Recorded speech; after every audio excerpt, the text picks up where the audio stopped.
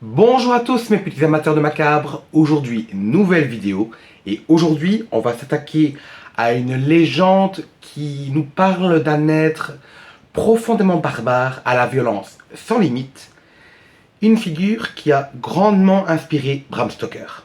Je parle bien sûr de Vlad Tepes ou Vlad l'Empaleur ou également Dracula.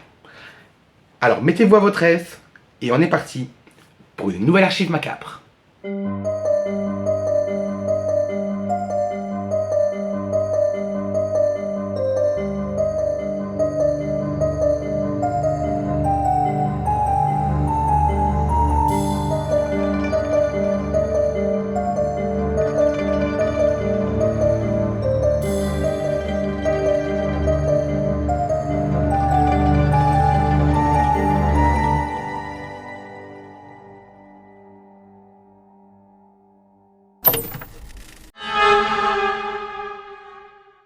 Vlad Basarab, né en 1431, est le fils de Vlad II Dracul.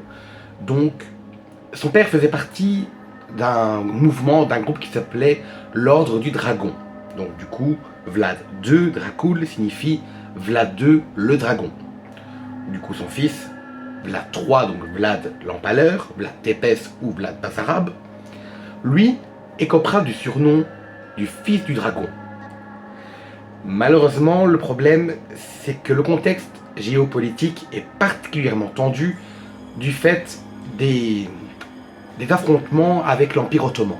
Cependant, le père de Vlad ainsi qu'un de ses frères se feront exécuter, principalement par les boyards qui font partie de l'Ordre du Dragon, car Vlad II, le père de Vlad III, aurait signé une sorte de pacte de paix avec les Ottomans, ce qui sera vraiment considéré comme un acte de trahison. Du coup, le camp Dracul va se voir évincé du trône.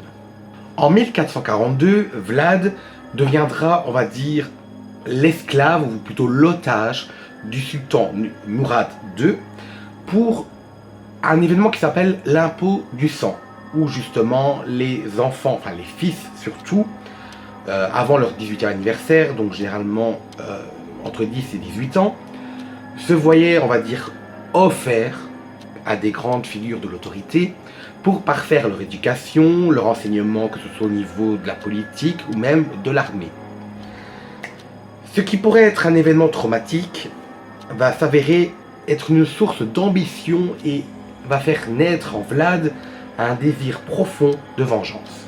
Après une tentative ratée pour s'emparer du pouvoir en 1448, Vlad devra s'exiler en Moldavie, jusqu'en 1453 avec la chute de Constantinople, où Vlad se verra offert une armée pour défendre la Valaquie et la Transylvanie. Et en 1456, il arrivera enfin à monter sur le trône, où il va exercer un règne de tyran, où il va condamner généralement à mort, que ce soit la plus petite infraction comme un simple mensonge, aux crimes les plus abjects. Un règne qui va durer 6 ans, où il l'achètera et éliminera tous ceux qui vont se trouver sur sa route. Le 15 août 1462, il se verra destitué par son propre frère. Du coup, il errera dans les régions en tant que simple soldat. Il ne saura pas trop quoi faire de sa vie, jusqu'au moment où il va retourner en Transylvanie et il va littéralement se faire arrêter et sera emprisonné pendant 12 ans à Bouda, donc ce qui est aujourd'hui une partie de Budapest. Avant d'être libéré après 12 ans, forcément comme je vous l'ai dit, 12 ans où il était emprisonné, à sa libération, il va alors se rendre à Bucarest. Jusqu'en 1476, moment de son 3e règne, où Vlad va exercer un règne très très court, car ce dernier va se faire assassiner, probablement au combat, et va se faire décapiter. Mais c'est le sultan qui recevra, on va dire, la preuve de la mort de Vlad, non pas en recevant la tête, mais la peau du visage, ainsi que des cheveux, qui seront, on va dire, exhibés, on va dire, à la foule, pour montrer que Vlad Tepes, Vlad Basarab, est décédé. Les historiens n'arriveront jamais à se mettre d'accord sur l'emplacement exact de la sépulture. Il y a plusieurs théories, mais chacune avec un lot, on va dire, de contradictions. Du coup, les historiens ne se mettront jamais d'accord. Et encore aujourd'hui, la zone, l'emplacement exact de la sépulture où repose Vlad Tepes est encore dans le flou. Maintenant que la partie, on va dire, historique, un petit peu, on va dire, politique, militaire, est un petit peu écartée, on va s'attaquer à ce qui nous intéresse vraiment, c'est-à-dire la fameuse légende de Vlad l'Empaleur. Lorsque souvent on s'imagine Vlad Basarab, on voit les gravures, les peintures, on voit un homme qui aimait se nourrir, on va dire, du sang de ses victimes, un vampire particulièrement barbare et sanguinaire, mais vous allez vite comprendre qu'on est très très loin de la réalité. En effet, l'association de Vlad avec le vampirisme ne date que du 19e siècle, donc c'est très, on va dire, comparé aux événements, c'est très récent. Et c'est également des sources, on va dire, de comparaison avec Vlad et le mouvement gothique du vampire, principalement avec le cadre, on va dire, géographique, avec la Transylvanie, la Roumanie. C'est un mélange de tout qui va vraiment créer la légende de Dracula. Et forcément, les œuvres et les inspirations de Bram Stoker vont faire qu'appuyer cette image qu'on a encore aujourd'hui de Vlad. En réalité, Vlad avait plusieurs cordes à son arc en ce qui concerne les exécutions. Il adorait décapiter, pendre, clouter, brûler, écorcher, enterrer vivant, mais sa petite touche personnelle, enfin son petit coup de cœur si je peux parler ça ainsi, je parle bien sûr de l'empalement. Bon, désolé pour l'expression, mais Vlad a eu un véritable coup de foudre pour cette méthode d'exécution lorsqu'il a assisté à sa première cérémonie, enfin sa première, on va dire son premier empalement public, qui d'ailleurs était l'une des sentences exercées par les armées, enfin par les autorités ottomanes. C'est là qu'il va se dire, j'ai peut-être trouvé la méthode qui me plaît le plus. C'est original. C'est comme si tu ouvrais un folder. Écartèlement, non, c'est trop Moyen-Âge. Oh, l'empalement! Excusez-moi, madame, pourriez-vous me dire un peu plus sur l'empalement, s'il vous plaît? Je suis très intéressé. C'est un concept.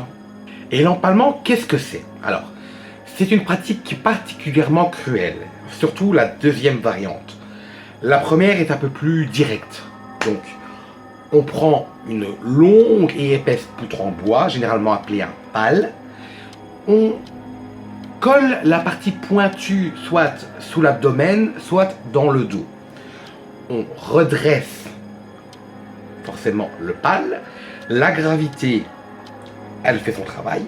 Et le corps s'enfonce. Donc du coup, ça provoquait une mort directe. La deuxième variante est un peu plus sadique. Où cette fois-ci, on prenait la partie arrondie, on la greffait et l'enfonçait dans le rectum donc du condamné. Même principe, on redresse, sauf que cette fois-ci, le pal va lentement frayer son chemin, on va dire, à travers les entrailles. Donc soit on avait de la chance et le pal sortait de la bouche, soit il restait vraiment coincé, faisant que la personne agonisait pendant de nombreuses heures, voire même des jours, dans une souffrance abominable. Et comme ce mode d'exécution va alors devenir un petit peu la marque de fabrique de Vlad, celui-ci se verra surnommé Vlad Tepes, donc forcément en référence avec la méthode d'empalement. Il va surtout énormément l'utiliser durant son règne, et principalement durant sa guerre contre l'Empire ottoman, où d'abord il va faire empaler tous ses membres de sa propre armée, ceux qui ont refusé le combat et ceux qui étaient blessés. Du coup, il va demander au bourreau de les empaler tous. Même le bourreau va refuser. Du coup, Vlad va même faire empaler le bourreau. En 1462, deux émissaires vont également subir le même sort. En fait, ils refusaient d'ôter leur turban, ce qui va vraiment provoquer la colère de Vlad. Du coup, il va faire clouer les turbans sur les crânes et faire empaler les deux émissaires. Le sultan, n'ayant pas de nouvelles, décide de se rendre sur place. Et il va être confronté à un spectacle absolument effroyable. Une centaine de membres, on va dire, ottomans, empalés sur des pales dans un champ. Ce qui va créer, on va dire, la légende d'une scène qui va se faire appeler la forêt des pales. Une scène qui a été de nombreuses fois mise en peinture ou en roman, voire même qui va devenir une des gravures les plus connues de la légende de Vlad l'Empaleur. Une autre histoire où Vlad aurait invité énormément de familles boyards, donc comme je le rappelle, les boyards faisaient partie de ceux qui étaient responsables de la mort du père de Vlad, ainsi que l'un de ses frères, et qui a provoqué leur destitution au pouvoir. Il va prétexter une sorte de fête à l'occasion de Pâques, mais les invités vont vite déchanter. Il va faire exécuter les chefs boyards, donc forcément il va les faire empaler, et les membres restants vont se voir réduits en esclavage. Ils vont devoir marcher une centaine de kilomètres à pied pour se rendre sur un terrain en chantier pour y construire le château majestueux de Vlad. Malheureusement, la plupart des gens, enfin des boyards qui étaient réduits en esclavage, vont alors mourir d'épuisement parce que le chantier va durer des mois, dans des conditions absolument effroyables, sans eau, sans nourriture, voire même le travail est tellement épuisant que la plupart de leur linge va tomber en lambeaux, avec franchement l'épuisement et les efforts quotidiens. Beaucoup vont mourir d'épuisement, parce qu'ils ne sont pas habitués à travailler autant, uniquement pour nourrir la soif de vengeance de Vlad, mais également pour les humilier tous les boyards, se dire vous en êtes pris à la mauvaise personne, ce qui montre vraiment le côté sadique de Vlad. Parce qu'il aurait très bien pu les exécuter rapidement. Non, il a voulu faire durer le plaisir avec une méthode vraiment monstrueuse. Alors, même si ça n'enlève pas le fait que Vlad soit un véritable monstre, à l'époque, il n'était pas plus monstrueux qu'un autre dirigeant ou un autre tyran des armées. Je sais pas, ça reste un simple guerrier, horrible soit-il, mais ok, il était peut-être violent, mais quand on regarde, on se replonge, on va dire, dans le contexte actuel, où il y avait beaucoup de grands chefs, de grands dirigeants qui étaient extrêmement violents, extrêmement sadiques, c'est juste un pur hasard que c'est tombé sur Vlad. Ça aurait pu tomber sur, je sais pas, Jacques-Henri de la Décapitonnaire. C'est simplement la faute n'a pas de chance, on va dire ça, que ce soit tombé sur lui. Toutes ces histoires, toutes ces légendes, parce qu'au final, comme je le répète, il n'était pas pire qu'un autre. Mais avec le temps, ça a persisté. On a toujours l'image, on va dire, qu'on est habitué à voir de Vlad. Mais en réalité, on est sur une image totalement différente de celle qui nous est familière. Comme quoi, une rumeur qui devient une réputation peut vraiment avoir un véritable impact et qui peut perdurer avec le temps qui passe. Forcément, on est très loin du personnage qu'on voit quand on pense à Vlad. On imagine la longue cape, les canines, le fait de dormir dans un cercueil, de se transformer en chauve-souris. En fait, tout ce qui nous a bercé, on va dire, avec le mythe de Dracula. Surtout avec les œuvres littéraires, comme je l'ai dit, de Bram Stoker, différents romans, ou même des représentations théâtrales dans le monde de la musique, ou aussi tout simplement avec toutes les formes d'art de la culture populaire, que ce soit les films, les séries, même les bandes dessinées. On a vraiment l'image qu'on voit, enfin qu'on a été habitué, et quand on s'attarde un petit peu sur ce qui est vraiment le cas, on tombe un peu dénu, comme si c'était vraiment le total opposé, comme si c'était vraiment de l'exagération pure et simple. Ce qui montre vraiment que parfois, il faut aller voir plus loin. Ne pas se dire, ne pas prendre pour acquis ce qu'on connaît, ce qu'on pense connaître.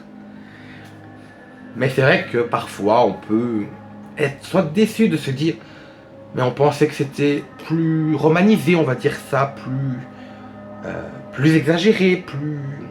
Allez, comment dire? Comme si on préfère, comme si la personne, enfin, comme si nous, en tant que fans, on va dire d'occulte ou de glauque, on se disait un petit peu, comme si on se voilait un petit peu la face de se dire, non, c'est comme on a été habitué, et c'est pas autrement. Mais si parfois, la réalité est beaucoup moins, j'allais dire magique, elle vend beaucoup moins de rêves. Voilà qui conclut cette nouvelle archive macabre. Merci à tous d'avoir regardé cette vidéo.